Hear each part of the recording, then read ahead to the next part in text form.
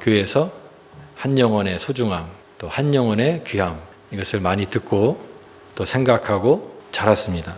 사실은 그 생명이 참 소중하죠. 한 영혼이 얼마나 소중합니까? 온 천하보다도 귀하다.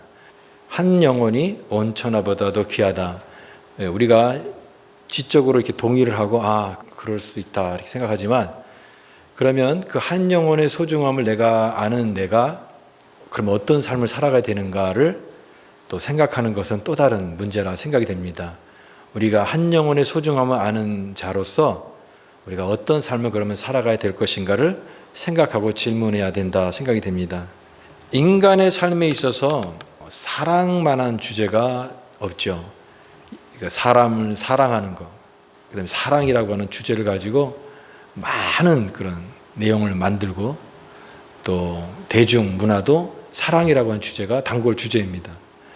근데 세상 사람들이 말하는 이 사랑과 하나님이 말씀하시는 사랑에 조금 다른 게 있습니다.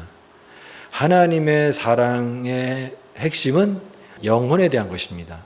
영혼. 그러니까 우리가 어떤 사람을 사랑할 때 그 사람에게 좋은 것 주고 또 필요한 것 채워주고, 그것이 사랑에 대한 어떤 표현이라고 생각합니다. 그러나 그 사랑의 깊은 내면으로 들어가서 그 사람 자신, 그 사람의 영혼까지 사랑하는 것은 쉽지가 않습니다. 하나님은 어떻게 우리를 사랑하시냐면 우리의 영혼에 관심이 있습니다. 그래서 우리는 하나님의 사랑을 통해서 뭘 깨달았냐면, 진정한 사랑은 영혼을 관심을 둔다고 하는 것입니다.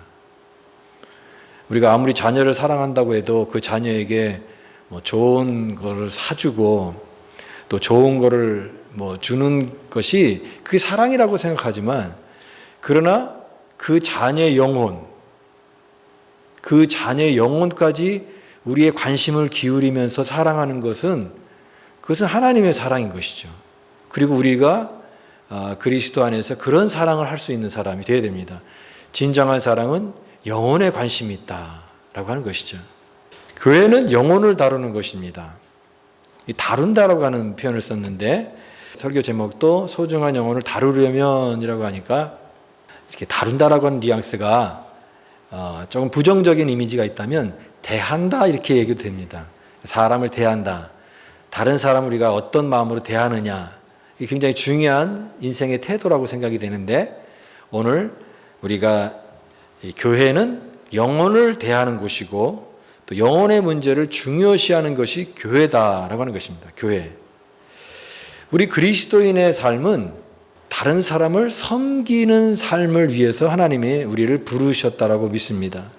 제가 교회에 대한 어떤 그림을 갖고 있는데, 그 목회 철학이라고 얘기할 수 있죠. 어떤 교회가 되기를 원하느냐.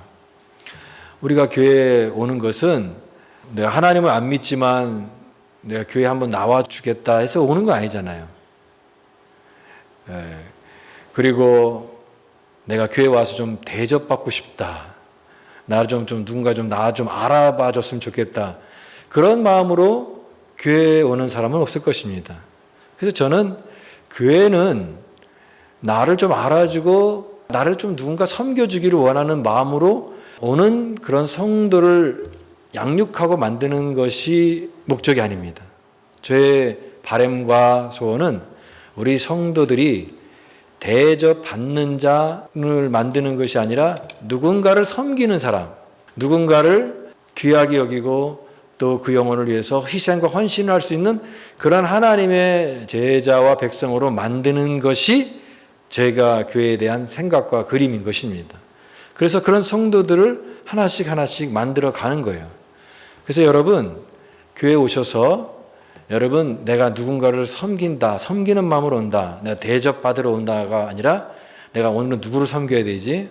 내가 오늘은 교회의 이 공동체를 위해서 내가 어떤 모습으로 헌신해야 되지? 그것을 끊임없이 생각하고 하나님 앞에 그런 삶을 살아가는 우리 모두가 되실 수 있기를 바랍니다. 그게 성숙한 제자의 모습이다라고 생각이 되기 때문에 그렇습니다. 그래서 우리가 이 소중한 영혼을 섬길 수 있는 기회를 우리에게 주셨을 때 어떤 마음으로 우리가 섬겨야 될 것인가? 오늘 이 설교를 준비하면서 영혼에 대해서 항상 마음속에 생각을 했습니다. 그래서 영혼, 제가 이제 계시록 설교를 하다 보니까 계시록 그 언어들이라든가 그 다음에 이 내용들이 좀 어려운 내용도 있잖아요. 그래서 우리 예준이 여기 앉아 있는데 예준이도 좀 이해할 수 있는 수준으로 좀 눈높이를 낮춰서 좀 편안하고 쉬운 설교를 해야 되겠다, 그런 생각이 있습니다. 그리고 가장 중요한 어떤 본질을 항상 이야기해야 되지 않을까. 그래서 영혼보다 소중한 게 어디 있겠습니까? 그리고 성경은 또 예수님의 관심은 항상 영혼, 한 영혼, 그 한 영혼의 소중함, 그것을 말씀하셨고 또 강조하셨고, 그렇기 때문에 우리의 삶의 모든 관심도 영혼에 대한 그 관심을 놓치지 않아야 된다고 생각이 됩니다. 그래서 오늘 이 말씀을 읽으면서 한 영혼이 온 천하보다 더 귀하다라고 하는 말씀을 묵상하면서 우리가 그 영혼을 섬긴다고 하면, 그 한 영혼을 우리가 섬기는 그런 귀한 사역자로 우리가 부름받았다고 하면 우리는 어떤 마음을 가지고 해야 되는가? 오늘 한 2가지 정도로 같이 말씀을 살펴보려고 합니다. 한 영혼, 작은 영혼이라도 소중하게 생각하라고 하는 것입니다. 10절 말씀 같이 한번 읽어볼까요? 오늘 10절 말씀 시작. 삼가 이 작은 자 중에 하나도 업신여기지 말라. 너희에게 말하노니 그들의 천사들이 하늘에 계신 내 아버지의 얼굴을 항상 배웠느니라. 당연한 말 같지만 우리가 영혼을 섬기는 자라고 하면은 영혼을 소중히 생각해야 됩니다. 영혼을 소중하게 생각해야 됩니다. 근데 예수님 당시에도 종교 지도자들이 있었잖아요. 바리새인, 사두개인 이런 종교 지도자들은 사람을 대할 때 차별을 했습니다. 그러니까 자기보다 수준이 맞는 사람들은 그런 사람으로 대우를 하고 인정을 하지만 자기보다 조금 수준이 낮은 사람이라고 하면 대충 깔보고 약간 경멸하고 그랬습니다. 그래서 저 세리들, 저 창기들, 저 죄인들, 그러면서 자기와 그 사람들의 차별을 두면서 아주 경멸하는 그런 태도를 가지고 있었습니다. 예수님이 그걸 굉장히 지적하신 것이죠. 예수님의 제자들도 예수님을 배우면서 또 많은 그 생각들이 변화된 사람 아니겠습니까? 그런데도 불구하고 여전히 그런 어떤 옛날 사고방식을 못 버리고 있었던 것이 이런 차별이 있었던 것입니다. 특히 부모들이, 은혜 받은 부모들이 아이들을 데리고 옵니다. 예수님 좀 만져달라고, 축복해주고 아이들 위해서 기도해달라고 이렇게 데려오는데 제자들은 이 아이들이 오는 게 못마땅해서 그 아이들을 쫓아냅니다. 애들은 가 이런 식으로 애들을 막 예수님께 못 오게 하고 나무라고 꾸중하니까 그 모습을 본 예수님이 그 제자들을 꾸중합니다. 그 아이들을 왜 못 오게 하느냐. 그러니까 제자들은 예수님이 굉장히 귀한 사역을 하고 바쁜 와중인데 저렇게 어린아이들, 그런 애들 상대하느라 시간 낭비하는 것, 그거 별로 좋지 않다고 생각해서 아이들이 이렇게 금한 것이거든요.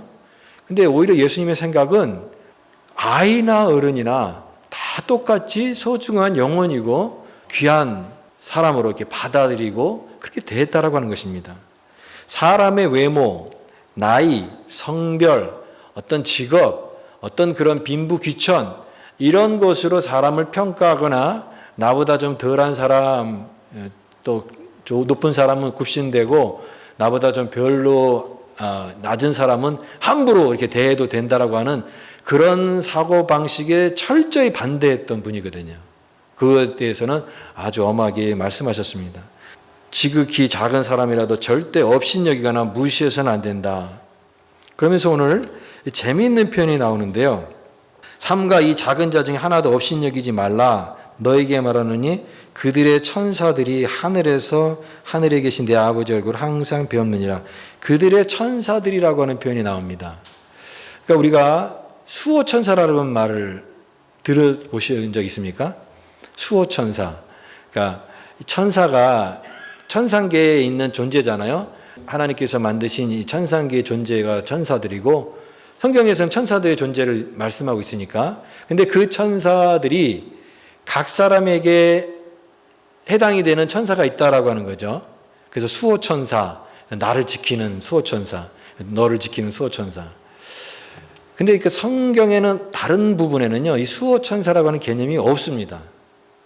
그래서 어떤 다른 성경 어떤 학자들이나 이런 사람들은 수호천사의 존재에 대해서 얘기하고 또 유대교에서도 그런 것을 숭상하기도 하는 그런 것도 있었지만 다른 성경 전체의 주제에서 이것을 뒷받침하는 내용이 없고 또 여기에 대해서 자세한 신학적인 어떤 내용들이 성경에서 내용이 없기 때문에 우리는 이 수호천사에 대해서 더 많은 얘기를 할 수가 없습니다.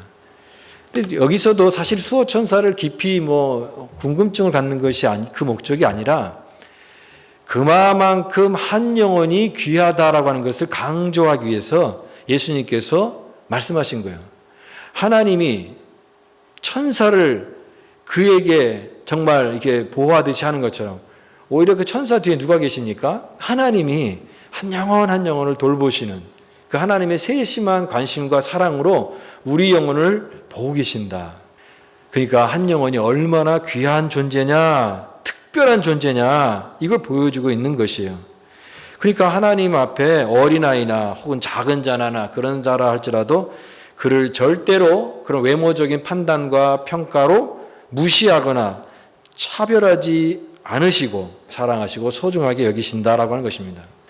여러분, 저는 이 말씀을 읽으면서 또한 우리 자신에게도 적용해야 된다고 생각이 됩니다.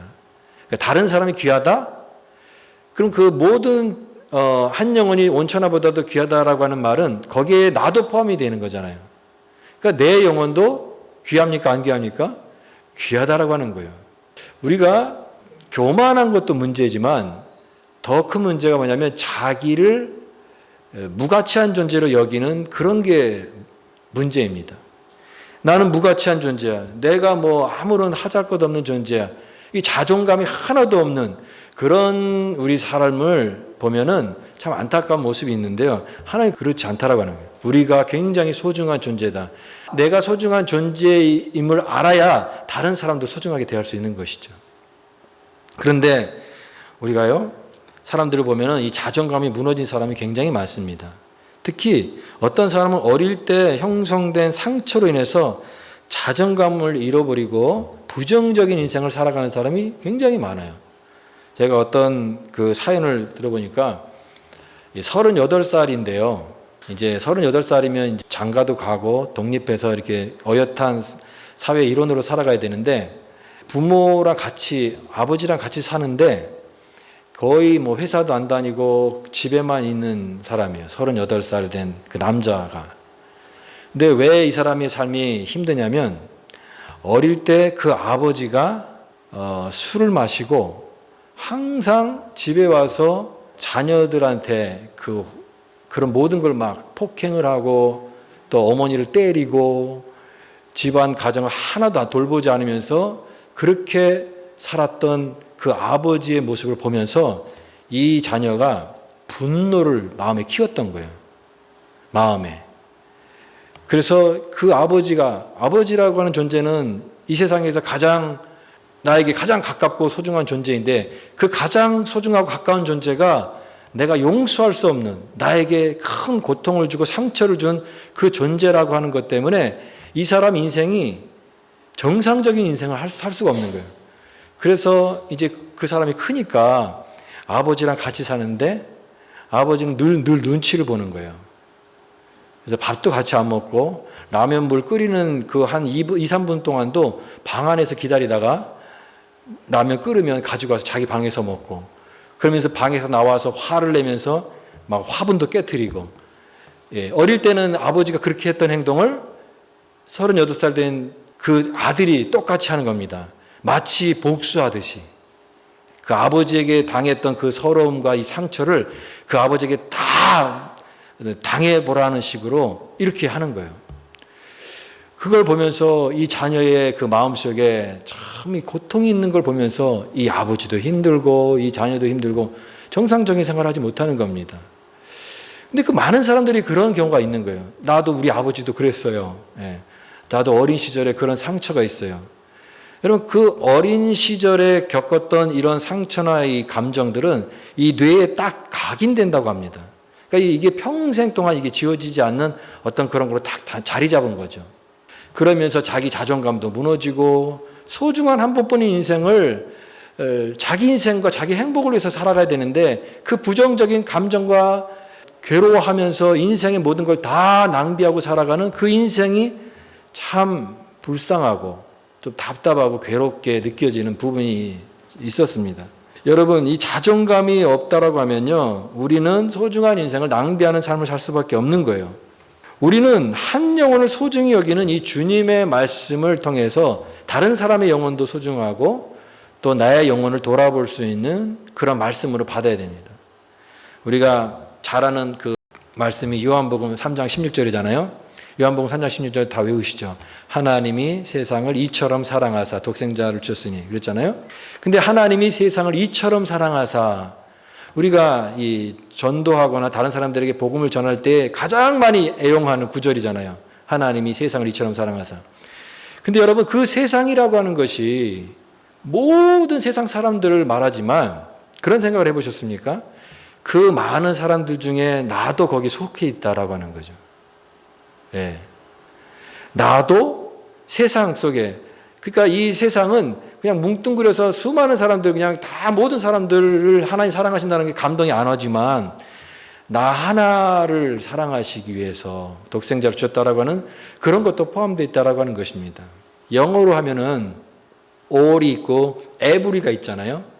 all은 그냥 전체를 통합해서 표현하는 언어라고 한다면 every는 each, 각각이 모여져서 every가 된 거잖아요. Hello everyone 그러면 그 말하는 사람이 내가 다 일일이 찾아갈 수는 없지만 사실은 한 사람 한 사람 인사하면서 나누고 싶은 마음의 그런 태도로 Hello everyone 그러는 거잖아요.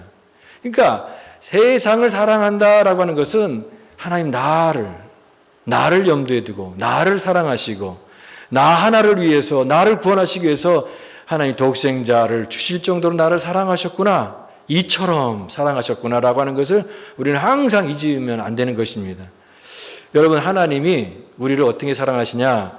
나 하나를 아끼시고 나 하나를 소중히 여기시고 나 하나를 구하기 위해서 마치 세상에 나 하나밖에 없는 것처럼 하나님 우리 그렇게 사랑하신다. 여러분, 그렇게 하나님의 사랑을 확신하시기 바랍니다. 그냥 모든 사람들 다 사랑해. 그러나 그 안에 내가 들어가 있는 것이죠. 하나님 나를 소중히 여기시고 대하시고 사랑하신다는 것을 믿는 사람이 그만큼 다른 사람의 존재도 소중히 여기고 그 사람에 대해서 잘할 수 있고 사랑할 수 있는 것이라고 하는 것입니다.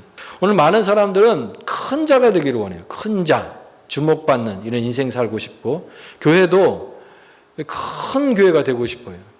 사람들, 유력한 어떤 그런 힘 있는 사람들이 모여서 교회의 어떤 그런 큰 것을 생각하는데, 저는 오히려 교회는 작은 자 교회가 되어야 된다고 생각합니다. 작은 자. 뭐 규모가 조그만 소형교회, 뭐 개척교회 그런 걸 얘기하는 것이 아니라 정말 하나님의 은혜를 느끼고 이렇게 우리에게 어떤 작은 자지만 그 작은 자를 돌보고 귀하게 여기고 사랑하는 그런 하나님의 사랑을 느낀 자들이 또 똑같이 그런 사랑을 경험한 자들이 우리 주변에 있는 작은 자라 할지라도 보잘것없는 자라 할지라도 품어주고 소중히 여기고 돌보고 섬기는 작은 자들이 모인 교회. 여러분, 교회는 그런 교회가 되어야 된다고 믿습니다. 오늘 우리 교회도 이렇게 작은 자 교회 되어서 우리가 하나님의 은혜를 바라고 치유받고 은혜 받았던 것처럼 우리 주변에 있는 가장 보잘것없고 또 작은 자라 할지라도 그를 품어주는 그런 은혜의 교회가 되기를 원하는 것입니다. 오늘 영혼을 다루는 사람이 가져야 될 두 번째 마음이 바로 잃어버린 영혼을 찾는 목자의 마음입니다. 목자의 마음, 12절 말씀입니다. 12절 말씀 같이 한번 읽어보겠습니다. 시작. 너희 생각에는 어떠하냐? 만일 어떤 사람이 양 100마리가 있는데 이 중에 하나가 길을 잃었으면 그 99마리를 산에 두고 가서 길 잃은 양을 찾지 않겠느냐. 예수님이 영혼에 대한 그 소중함을 말씀하시면서 잃어버린 양 한 마리를 둔 목자를 비유하십니다. 그리고 그 목자의 마음이 주님의 마음이다라고 얘기하세요. 우리가 잘 아는 비유죠. 100마리 양 중에 99마리가 있고 한 마리가 잃어버렸는데 그 목자가 한 마리 잃어버린 양을 위해서 찾아간다. 그럼 우리가 일반적인 상식의 수준으로 생각할 때 그러면 이거 목자가 잘못 판단한 거 아니냐. 99마리를 두고 한 마리 찾기 위해서 가면은 그러면 한 마리는 찾으면 9마리는 잘못하면 어떡하냐. 그런 거는 맞지 않는다라고 생각할 수 있어요. 근데 이 예수님의 비유의 핵심은 이런 수익성, 무슨 어떤 손익을 따지려고 하는 그런 의미가 아니라 잃어버린 한 마리를 찾고자 하는 목자의 열심과 헌신에 대해서 강조하기 위해서 쓰시는 말씀이에요. 그러니까 99마리를 물론 잘 돌보죠. 그 99마리도 다 사랑하시고 돌보지만 그 잃어버린 한 마리가 마음에 걸려서 그걸 포기하는 것이 아니라 어떻게든지 찾으려고 하는 이 목자의 그 안타까운 마음이 영혼을 향한 예수님의 마음이다라고 하는 것을 보여주기 위해서 이 예화를 드시는 것입니다. 근데요, 우리가 이 잃어버린 양의 비유를 많이 듣는데 그 한 마리가요, 잘 돌아옵니까? 잃어버린 양이요, 제 발로 잘 돌아오지가 않아요. 우리가 여러 가지 이 사역을 하면서 잃은 양 찾기 뭐 이런 얘기 하잖아요. 근데 잃은 양이 이제는 내가 방황했으니까 이제는 뭐 쉽게 돌아오고 그래 참 쉽지가 않습니다. 잃어버린 양을 찾으려면요, 목자의 부단한 수고와 노력이 없으면 절대 그게 안 되는 것입니다. 그래서 우리가 생각할 때에 뭐를 생각해야 되냐면 이 목자가 흘리는 이 땀과 수고를 항상 염두에 둬야 되는 것입니다. 제가 새벽마다 창세기 말씀을 같이 나누고 있는데요. 거기 창세기 14장에 보면 아브라함이 조카 롯을 구하는 이야기가 나옵니다. 가나안 땅에서 이제 정착해서 사는데 그 아브라함이 조카 롯을 데리고 가서 그때 이제 이삭이 낳기 전이니까 자녀가 없으니까 자기 자식처럼 롯을 조카를 같이 이렇게 동거하면서 했는데 점점점 재산이 많아지고 또 소유물들이 늘어나니까 이 롯의 목자와 아브라함의 목자 사이에 다툼이 생기는 이야기가 나옵니다. 그래서 아브라함이 그런 얘기를 하죠. 너가 이제 우리는 같이 동거하기 힘드니까 이제는 헤어질 때가 됐다. 그 대신 너에게 내가 선택권을 줄 테니까 네가 원하는 대로 선택해라. 네가 좌하면 나는 우하고 네가 우하면 나는 좌하리라. 그런 얘기를 합니다. 그랬더니 그 롯이 뒤도 안 돌아보고 고민도 하지 않고 자기 눈에 보이는 좋은 곳을 선택해서 가지요. 그게 바로 소돔과 고모라 그쪽 지역이죠. 그리고 나서 어떤 일이 있냐면 창세기 14장에서 이제 가나안의 남북 전쟁이 일어납니다. 옛날에 미국에도 남북 전쟁이 있었잖아요. 노예 제도를 반대하는 북부 연합과 노예 제도 찬성하는 남부 연합이 싸운 게 남북 전쟁이잖아요. 가나안 땅에도 북쪽에 있는 왕들이 연합해서 연합군을 만들고 남부에 있는 연합군 왕들도 그 당시 뭐 왕이라고 하니까 한 족장 정도 수준이겠죠. 그런 족장들이 연합을 해서 전쟁을 하게 되는데 그 전쟁통에 롯이 끌려갑니다.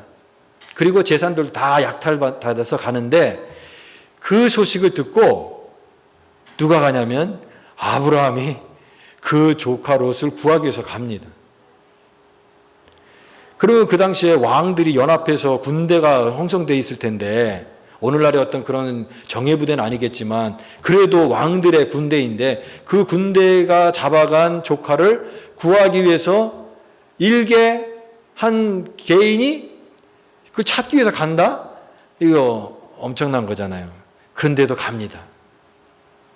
거기에 성경에 보면은 아브라함이 그때 갈 때 자기의 길리고 연습한 자 318명을 데리고 간다 이렇게 표현이 되어 있는데요. 그 길리고라고 하는 말이 무슨 무기를 그게 아니라 집에서 기른 그런 뜻입니다.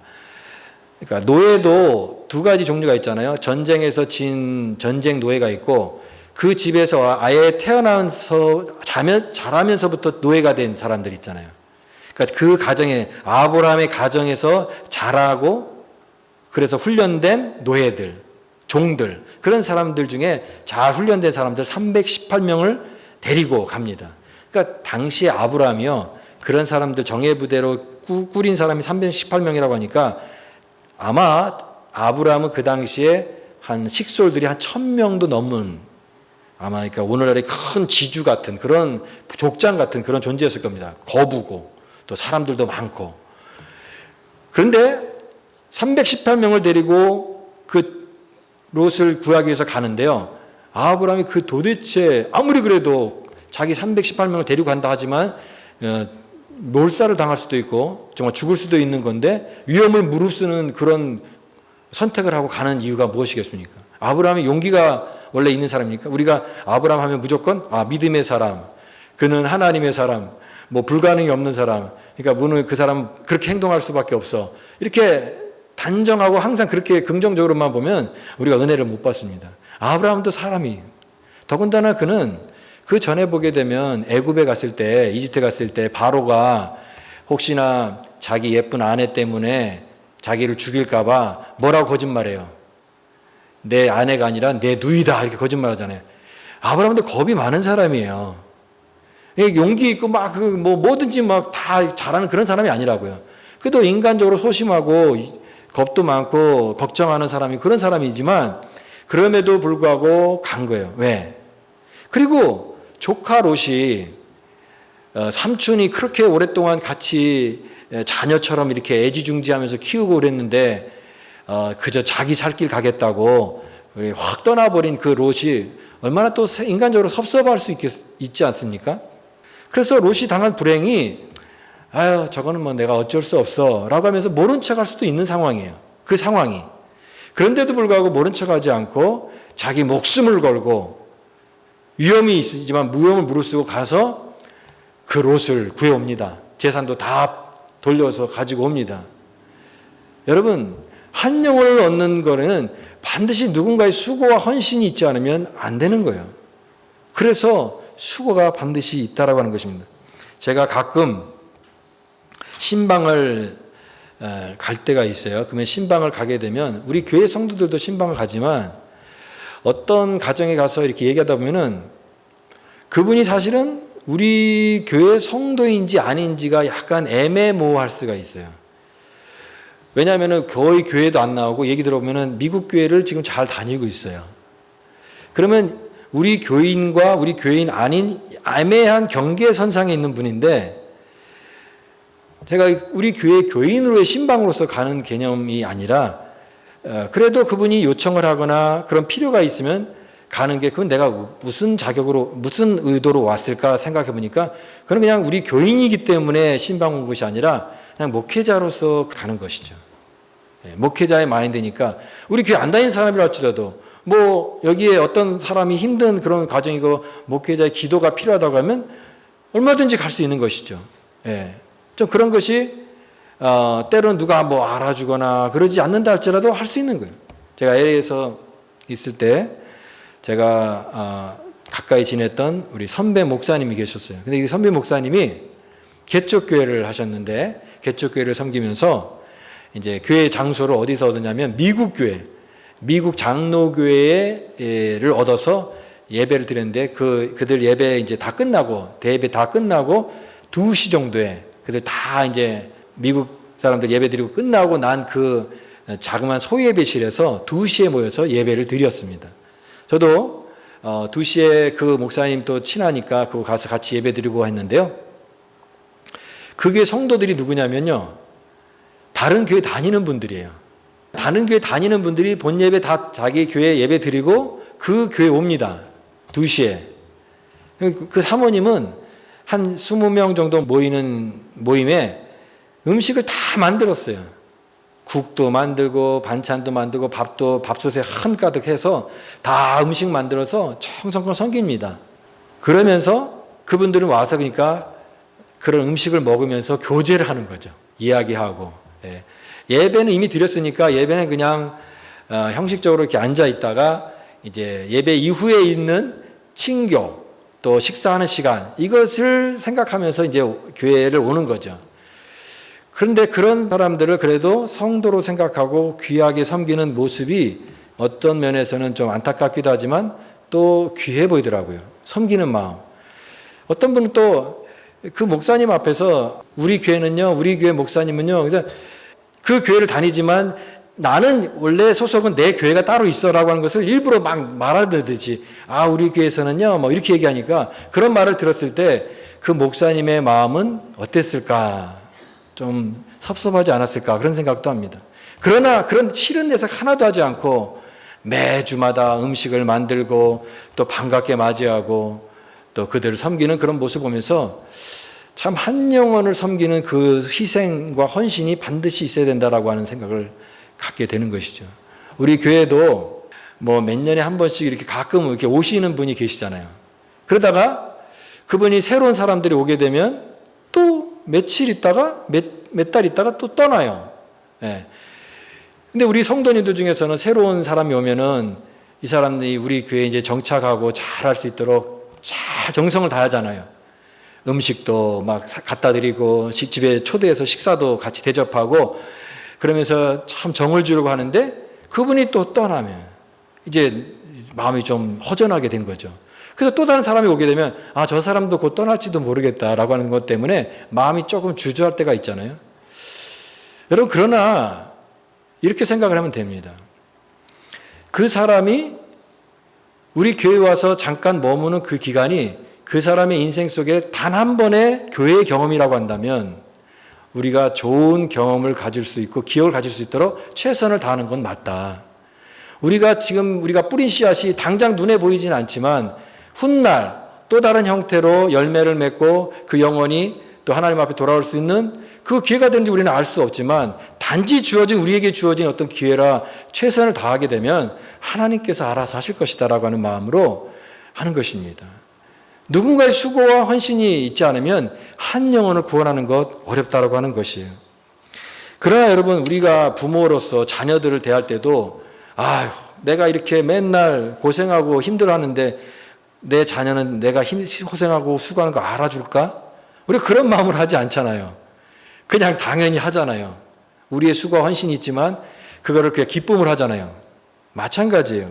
남을 위해 수고하는 것이 즐거운 거예요. 사랑으로 섬기는 것이 오히려 제일 마음이 편할 수가 있습니다.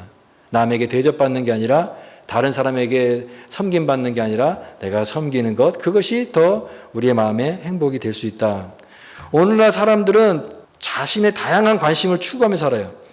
이렇게 바쁜 세상에 자기 관심사에 그거를 쫓으면서 살아가는데 누가 다른 사람의 영혼에 관심 갖는 사람이 누가 있겠습니까? 자기도 힘든데 뭐 남을 돌보고 다른 사람의 영혼을 관심 갖는 사람이 누가 있겠어요? 그러나 아무리 관심이 없다 할지라도 교회는 항상 영혼에 관심이 있습니다.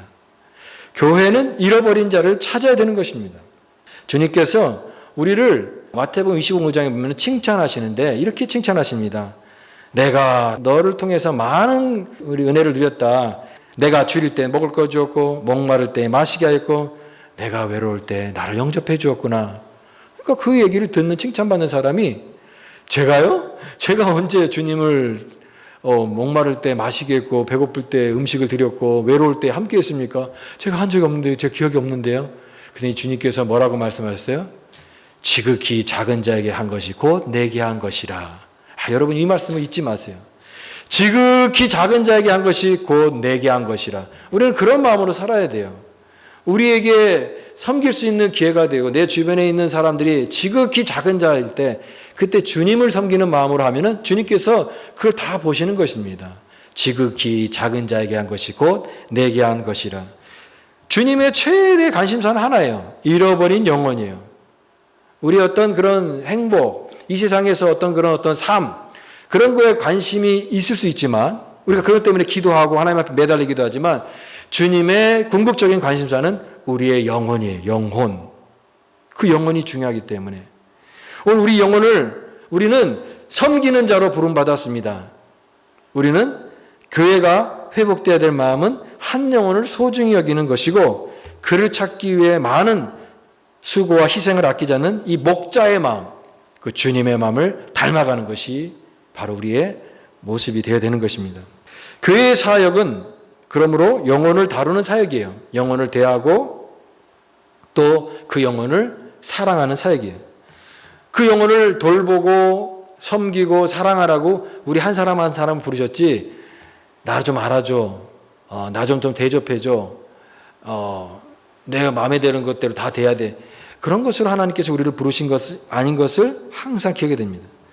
교회 사역에 있어서요, 두 가지가 있다고 생각합니다. 참가자가 있고요, 심사위원이 있어요. 참가자는 현장에 나가서 사역을 하는 사람이에요.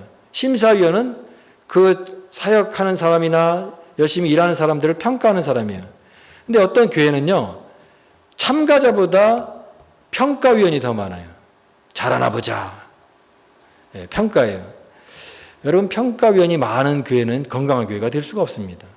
하나님께서 우리를 평가위원으로 부르신 게 아니에요. 우리를 사역자로, 우리가 하나님의 그 교회에 섬기는 자로 부르시고 다른 사람을 섬기는 일에 이르는 거예요. 목회자가 잘 섬겨야지, 목회자가 잘해야지, 목사만 잘하는 것이 아니라 우리 다 사역자입니다. 하나님 교회에 사역하지 않는 사람은 없어요. 다른 사람을 위해서 내가 존재하는 거예요. 그를 섬기기 위해서 내가 있는 거예요. 누구를 평가하거나 누구를 판단하기 위해서 그런 자리로 우리를 부르신 것이 아니라는 것을 반드시 기억해야 됩니다. 제가 지난주에도 광고를 했잖아요. 우리 교회에 봉사할 분들이 필요합니다. 그랬더니 한 분이 이렇게 지원하셨더라고요. 그래서 한 분이 지원했는데 참 이렇게 동참하니까 너무 기쁘더라고요. 그래서 함께 하나님 나라의 일을 위해서 함께 다 뛰는 거예요. 누가 잘 뛰나 보자, 이렇게 구경하는 사람이거나 평가위원이 되어서는 안 되는 것입니다. 다 함께 하는 거예요. 하나님의 다 열심히 하는 거예요. 하나님 교회를 위해서, 또 내가 있는 자리, 내가 있는 부르심의 자리에서 다 함께 하나님의 교회를 섬기고 영혼을 섬기는 그 일에 부르심 받은 자들인 거예요. 우리는 참가자예요. 여러분, 눈에 안 보이는 부분에 누군가의 헌신과 수고가 반드시 있다라고 하는 것을 기억하십시오. 그냥 교회의 모든 게 음식이 다 차려지고 또 교회가 깨끗해지고 또 모든 게 이렇게 진행이 되는 거는 반드시 알지 못하는 누군가가 헌신하고 희생했기 때문에 그렇게 되는 거예요. 그것을 항상 기억하시기 바랍니다. 그냥 모든 게 다 진행이 되나 보다, 그냥 무관심하게 그렇게 있는 것이 아니라 하나님, 내가 그런 헌신과 사역의 섬김의 자리에 나도 동참하게 해줬어. 하나님 나라에 내가 동참하는 자가 되게 해달라고 여러분 기도해 주십시오. 영혼을 섬기는 자, 한 영혼을 귀하게 여기는 자, 또 잃어버린 영혼을 찾기 위한 하나님의 목자의 마음을 품는 자. 오늘 우리는 어떤 우선순위를 두고 이 세상을 살고 있습니까? 주님이 기뻐하시는 것 나도 기뻐해야 되죠. 주님이 소중히 여기는 것 나도 소중히 여겨야 되죠. 여러분, 소중한 영혼, 우리 영혼이 정말 소중하고요, 또 다른 사람의 영혼이 소중합니다. 그 소중한 영혼을 섬길 수 있는 하나님의 사역의 현장으로 우리를 부르셨습니다. 오늘도 기쁨으로 감사함으로 한 영혼 한 영혼 섬기는 거룩한 주의 백성이 되어서 오늘 주님께서 우리에게 큰 은혜 주시고 또 복 주시고 큰 믿음으로 충만하게 하시는 귀한 역사가 우리 모든 믿음의 성도와 우리 교회에 은혜에게 주실 줄 믿습니다. 오늘도 이 믿음으로 승리하시기 바랍니다.